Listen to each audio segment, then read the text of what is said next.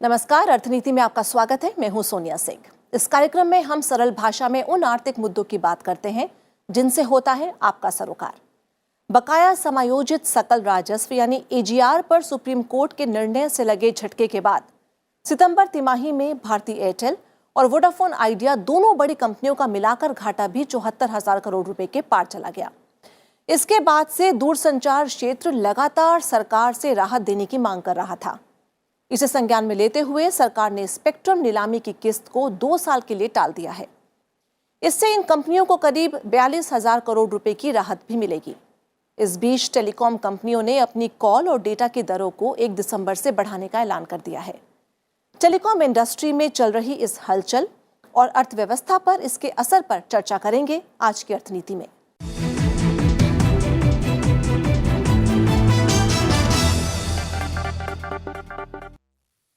Telecom sector को मिली राहत और इसके असर पर चर्चा करने के लिए हमारे साथ मौजूद हैं सेल्युलर ऑपरेटर एसोसिएशन के डायरेक्टर जनरल राजन एस मैथ्यूज, साथ ही हैं दूरसंचार विशेषज्ञ एस डी सक्सेना और इंटरनेट सर्विस प्रोवाइडर्स एसोसिएशन के प्रेसिडेंट राजेश छारिया।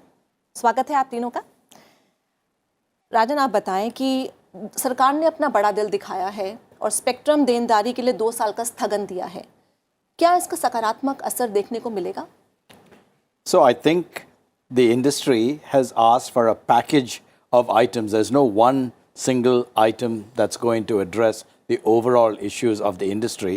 So the whole debt package, which today stands at 7 lakh crore rupees for the industry after the Supreme Court ruling, clearly was an area, and we are very appreciative of what the government has done. It's not a small amount. The overall money that goes to the government will stay constant because net present value is being held constant. It is providing cash flow relief immediately.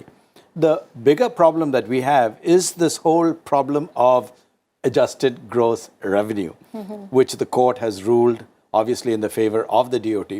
This continues to be a overhang problem, and unless this problem is addressed, because it was a carryover and should have stopped when the spectrum auctions happened and companies paid upfront, but it continued.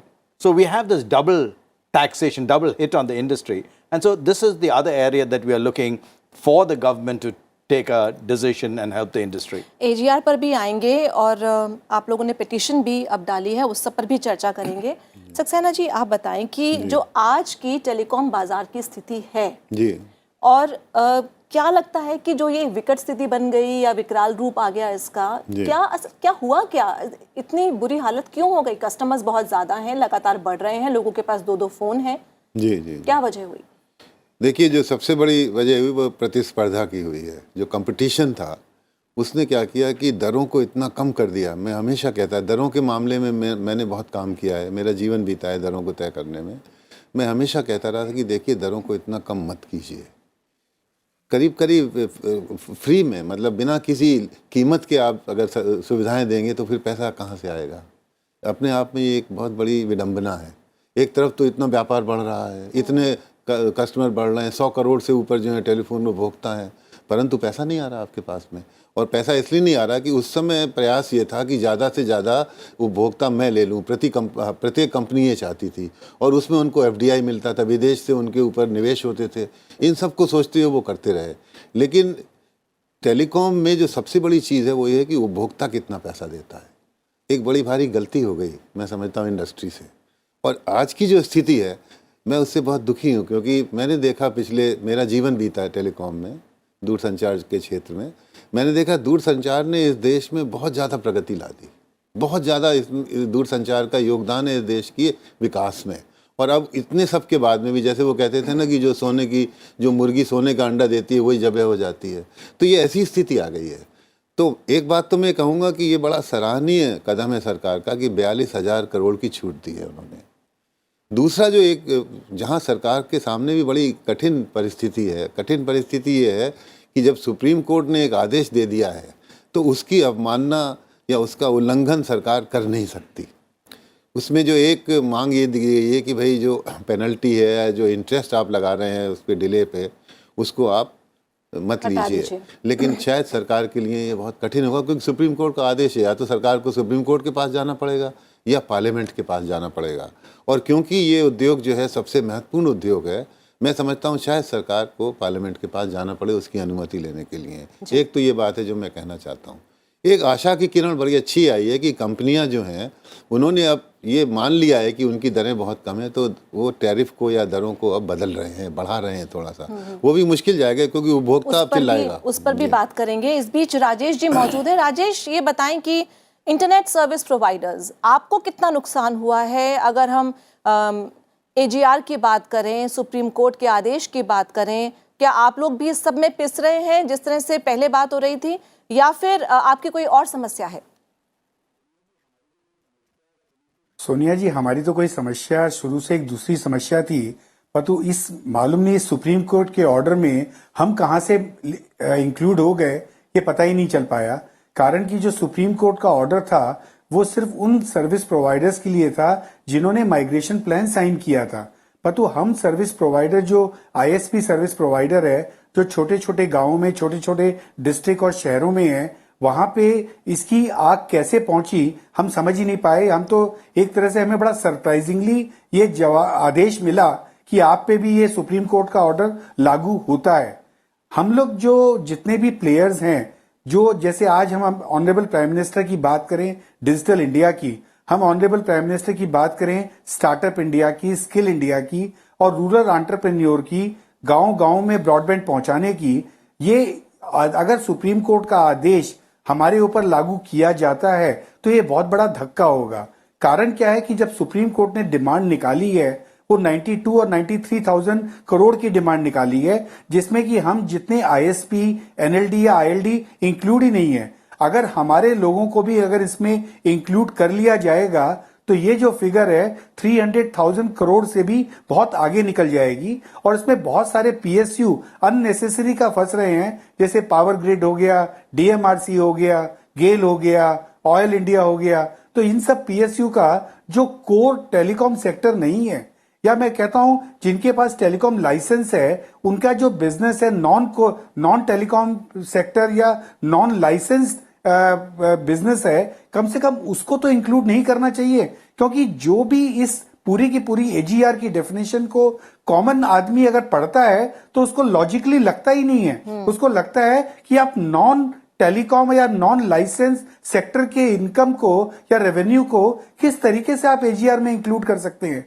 तो क्या हमारा मानना यह है कि DOT ने जिस time में सुप्रीम कोर्ट में केस को पुटअप किया, उन्होंने इस वाले सेक्टर को डिस्कस ही नहीं किया, और अब उस ऑर्डर को इस सेक्टर पे इंप्लीमेंट करना बहुत बड़ी जाती होगी। और डिजिटल इंडिया प्रोग्राम जो हमारे ऑनरेबल प्राइम मिनिस्टर का है, या जो हमारे मिनिस्टर हैं, कम्युनिकेशन मिनिस्टर रविशंकर जी, वो इतना मेहनत कर रहे हैं इस सेक्टर को उठाने में, वो सारा डिरेल हो जाएगा। और मुझे डाउट है कि जो अचानक ही जितने भी ब्रॉडबैंड प्लेयर या आईएसपीज जो गांव में और टीयर 2, टीयर 3 सिटी में फैले हुए हैं, वो सारे बंद हो जाएंगे अगर इस तरीके की डिमांड निकली तो। जी राजन, ये बताएं कि एजीआर को लेके मोबाइल कंपनियों में कितनी एकता है? कुछ कंपनियां, एक कंपनी ये भी कहती है कि भाई क्यों माफ किया जाए। तो आप सीओआई की अगर बात करें तो यहाँ पर एयरटेल, वोडाफोन और जियो, क्या तीनों एक हैं इस मामले पर? On the AGR issue, all three of our members are united on this one thing. They may be divided on other issues, but on this one issue, in fact, when we went to the Supreme Court, the matter was supported by Reliance Jio as well, and they have also been penalized by the same ruling. Fortunately, they have not been in service for that long. Our service providers have been there for 10 and 11 years, and that is what the problem is. If you look at the AGR issue, the ruling, the penalties and the interest on the penalties are 5 times the original. लेकिन आप लोगों ने उस पर sign किया था, So, और जाहिर है पूरा पढ़ के साइन किया होगा, ये सब बातें, प्रोविजन सब देखे गए होंगे। So I think you're right, Sonia, saying is that, and that is what the Supreme Court has also indicated in its ruling, it was in the actual license conditions. But what has happened is that the license conditions have been changed over periods of time. We had gone back to the DOT and we said, look, okay, there is a ruling from the Supreme Court. can we prospectively change the AGR because it is a bilateral issue? All right. And we said, okay, whatever the Supreme Court rules, we will accept. If we had done that in 2011, the penalties and the interest would not have been so large. Ji. It would have been extremely handleable. Unfortunately, the DOT was not able or was reluctant to do that for the industry. लेकिन तब भी 2012 में शायद DOT की जो definition थी AGR की, उस पर सुप्रीम कोर्ट ने अपनी हामी भरी थी। लेकिन ये बताएं कि जब प्रॉफिटेबिलिटी होती है तब तो कंपनी उसको यूज़ करती है, लेकिन जब नुकसान होता है तो वो सरकार की तरफ देखती है। तो सरकार से जो मांगा जा रहा है कि और राहत दी जाए, लाइसेंस फीस की कम की जाए, एसयूसी चार्जेस कुछ कम किए जाएं, ये सब क्यों? जब प्रॉफिटेबिलिटी होती है तब तो कोई कुछ नहीं कहता। कहीं आप अफ्रीका में इन्वेस्ट करते हैं, कभी आप कहीं कुछ करते हैं। So, Sonia, I think you have to look at it in the totality because, for example, when you say invest in Africa and those types of decisions, remember that those decisions were made before the government came and said you have to bid for your own business back. In 2014, the existing operators were asked to rebid for their spectrum. And that is part of the problem because when you go back, that led to the high interest rates and the debt that was associated with it.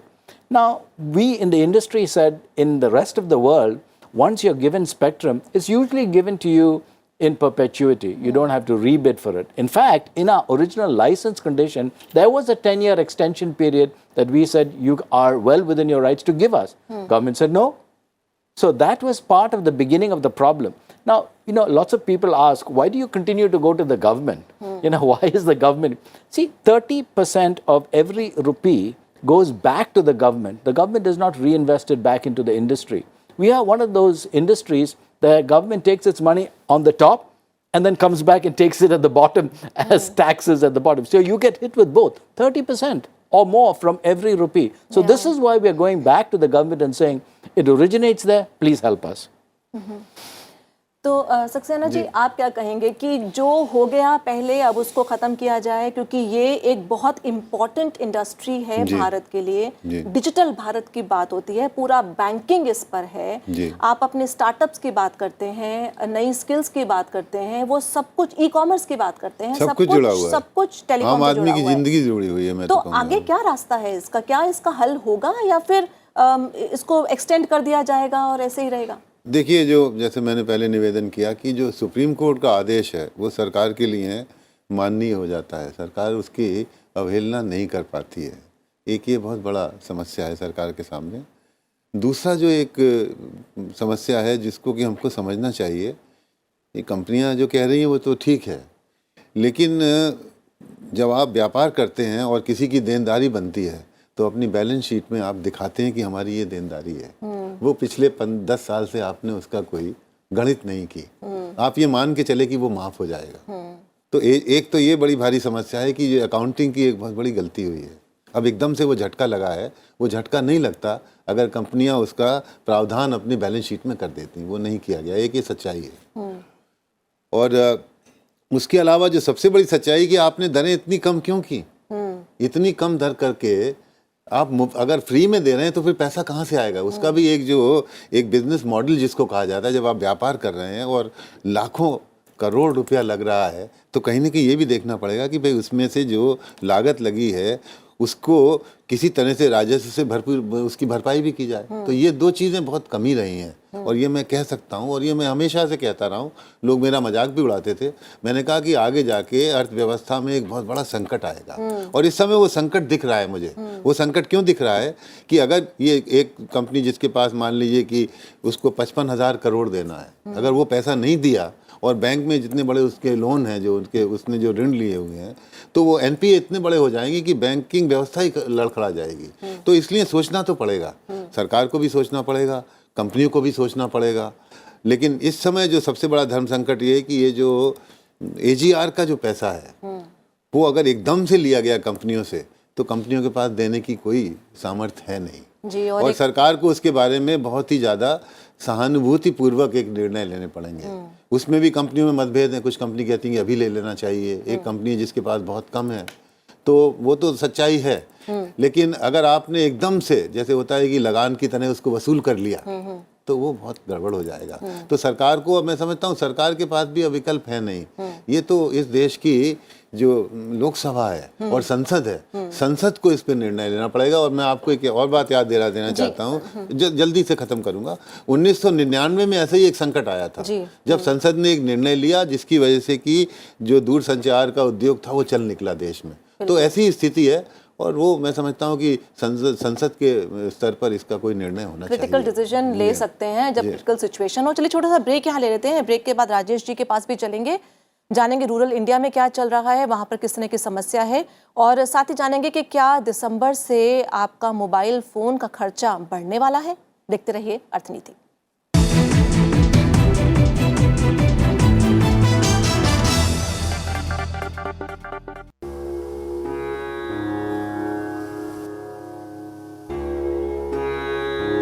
ये कहानी है एक अनंत यात्रा की, समंदर के बीच एक शिला की,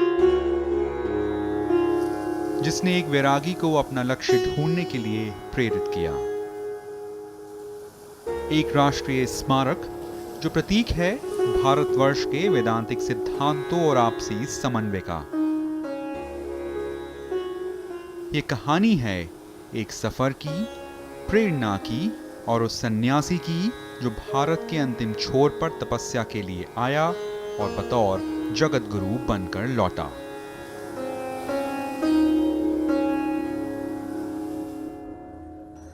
देखिए विवेकानंद शिला स्मारक पर एक खास पेशकश सिर्फ राज्यसभा टीवी पर।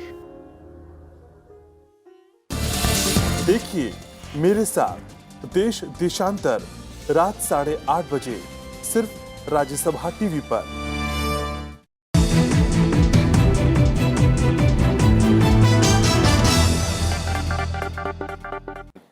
टेलीकॉम सेक्टर को मिली राहत और इसके असर पर आज हम कर रहे हैं चर्चा। अर्थनीति में चर्चा आगे बढ़ाते हैं। राजेश जी, ये बताएं कि इस तरह की खबरें आ रही हैं कि दिसंबर से एयरटेल, वोडाफोन अपना टैरिफ बढ़ा सकती है।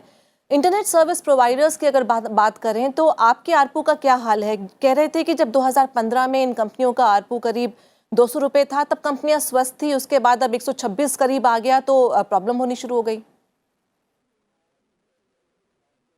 सोनिया जी, सबसे बड़ी बात क्या है कि अगर इंटरनेट का जिस तरीके से हमारे डिजिटल इंडिया प्रोग्राम में सरकार की इच्छा है कि वो गाँव में ब्रॉडबैंड सस्ते दर पे उपलब्ध करवाए, और जो हमें टारगेट दिया गया है, जिस तरीके से सरकार का टारगेट है, क्योंकि आपको एक बात माननी पड़ेगी कि रूरल आदमी को पेमेंट देने में बहुत दिक्कत है, क्योंकि उनकी जो पेइंग कैपेसिटी है वो काफी लो है, और दूसरा ये उनके लिए कोई बहुत इम्पोर्टेंट आइटम नहीं है, जबकि ये उनकी लाइफलाइन है। बट उसके बावजूद भी ये इतनी इम्पोर्टेंट आइटम नहीं है कि वो दाल रोटी को छोड़ के पहले वो इंटरनेट या टेलीकॉम सेक्टर की तरफ ज्यादा ध्यान दें। जबकि थोड़े सालों पहले हमने कहा था रोटी, कपड़ा, मकान और इंटरनेट, बट उसके बावजूद भी रोटी, कपड़ा और मकान सबसे पहले प्रायोरिटी में आते हैं। तो अगर ये 5 जो बड़े बड़े यूनिट्स हैं, ये अगर कहती हैं हम अपना टैरिफ बढ़ाएंगे, और उनका टैरिफ अगर आईएसपी सेक्टर के लिए भी बढ़ता है, तो ये बहुत बड़ा एक डिजास्टर पे डिजास्टर हो जाएगा। कारण कि हम लोग जो हैं वो उनकी एक्सटेंडेड आर्म है, और मैं शुरू से ही इस धारणा में बिलीव करता हूं कि हमें इंडिया में रिटेल माइनस थ्योरी पे बिलीव करना चाहिए। तो मेरा अभी सबसे बड़ी मुद्दा तो अभी एजीआर का है, और मेरे लिए तो अभी सर्वाइवल ही बहुत बड़ा चैलेंज बन गया है। और अगर दिसंबर से टैरिफ बढ़ेगा तब तो सर्वाइवल होने का कोई सवाल ही पैदा नहीं होता है। तो जितने भी गांवों में या मीडियोकर टियर 2, टियर 3 सिटी शहरों में जहां पे ये ब्रॉडबैंड सर्विस प्रोवाइडर हैं और जो ब्रॉडबैंड दे रहे हैं, वो एक तरह से ऑलमोस्ट बंद होने की कगार पे आ जाएंगे। उस टाइम में हमारी जो चिंता है उसका रिजोल्यूशन सरकार, हमारे ऑनरेबल प्राइम मिनिस्टर और हमारे मंत्री कर सकते हैं कि किस तरीके से वो इस तरीके का लाइसेंसिंग फ्रेमवर्क बनाएं जिससे कि जो एक स्मॉलर प्लेयर है वो भी उसी तरीके से सर्विस दे पाए जिस तरीके से बड़े 4 या 5 यूनिट्स दे रही हैं। जी, लेकिन राजन, यहाँ तो खबरें ये भी आ रही थी कि फ्लोर प्राइस एक बता दिया जाए कि इससे कम आप रेट्स नहीं रख सकते हैं सीलिंग प्राइस की बजाय। तो आरपू बढ़ाने पर आपका क्या मानना है? और टैरिफ बढ़ाने पर आपका क्या मानना है कि बढ़ने चाहिए कि नहीं बढ़ने चाहिए? अगर हम अमेरिका वगैरह की बात करें तो वहाँ तो बहुत ज़्यादा हाई एक्सपेंसेस हैं मोबाइल्स के। So I think Mr. Saxena has rightly said that tariffs have to increase. I think this is one of the areas that is there. लेकिन अभी राजेश कह रहे हैं कि प्रॉब्लम हो जाएगी अगर बढ़ते हैं तो। So I think the area that he pointed out was the rural areas and the affordability. Now, one of the things that we have said is that the USOF fund, 5% of every rupee that we collect goes back to the government for subsidizing these rural customers. So we are saying, please give that money back to us.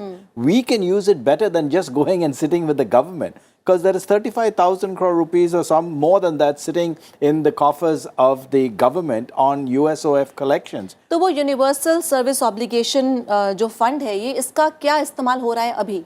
So right now, it is not being utilized. It is being utilized to fund BSNL. It is also being utilized for the BharatNet fiber network laying. But there is still, in our estimate, over $35,000 sitting there, $1 billion sitting there, not even rupees. So all we are suggesting is that please give that back to the industry, reduce the USOF fund levy from say 5% to 2 or 1%. That money can then be used by the industry to subsidize and penetrate the rural areas.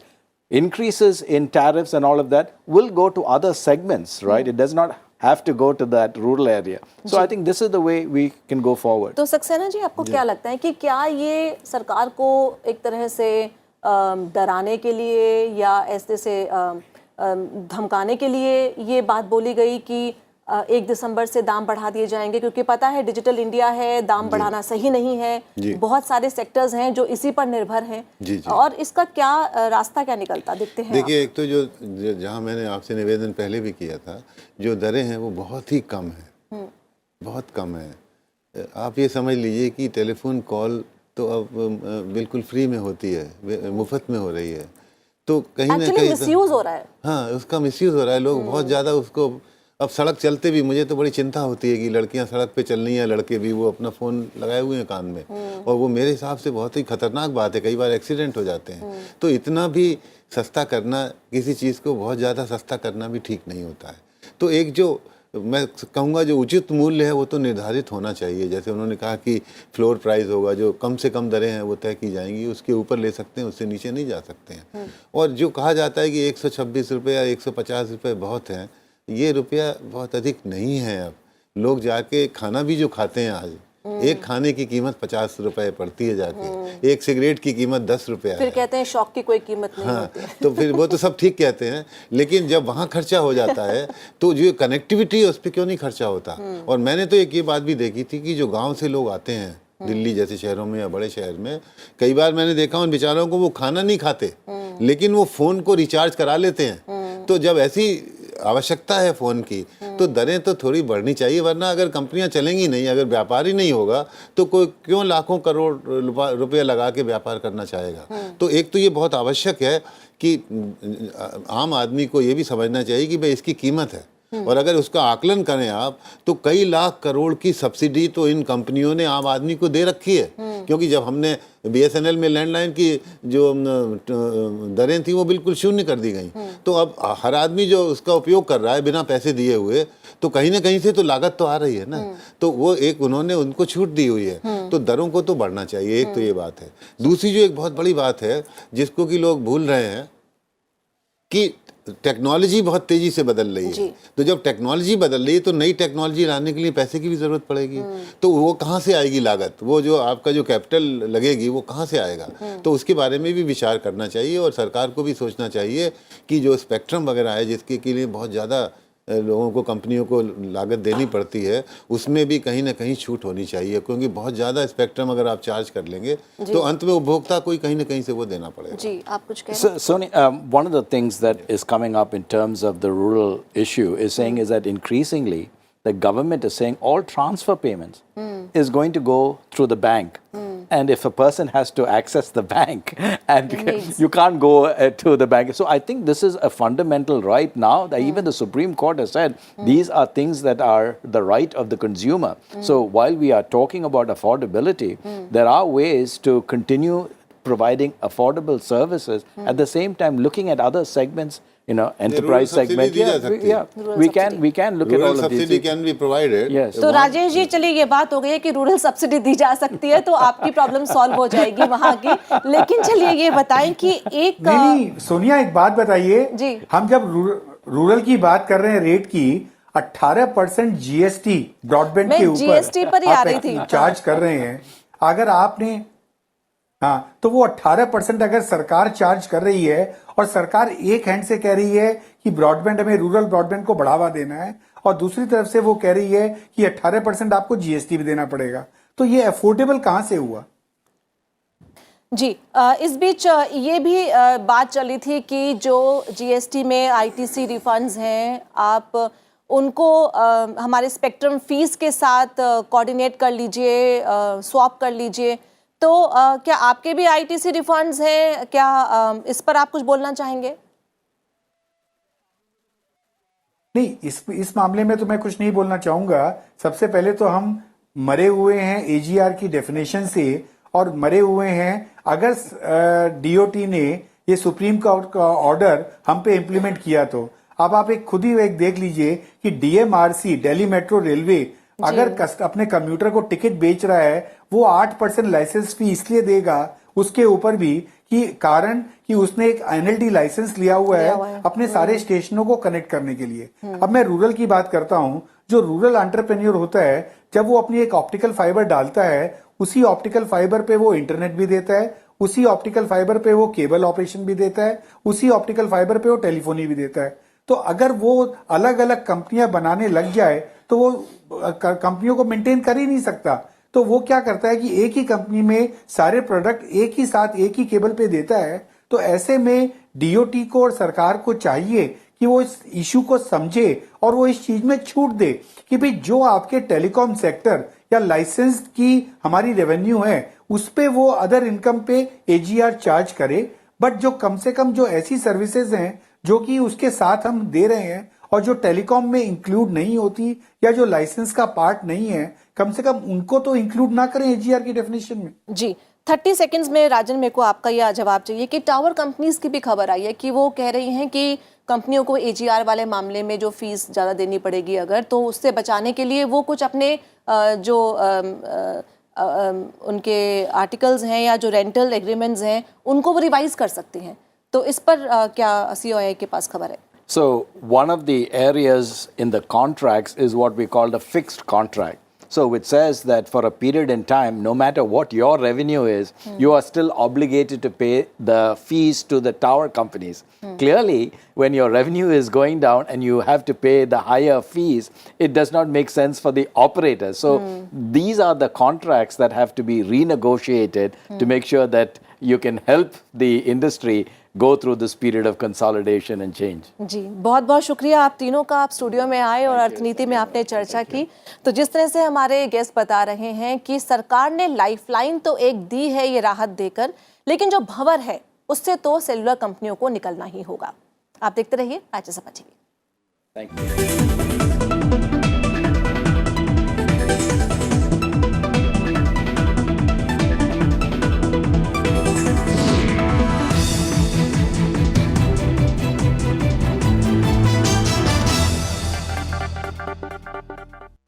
Watch the big picture with me, Frank Rosen.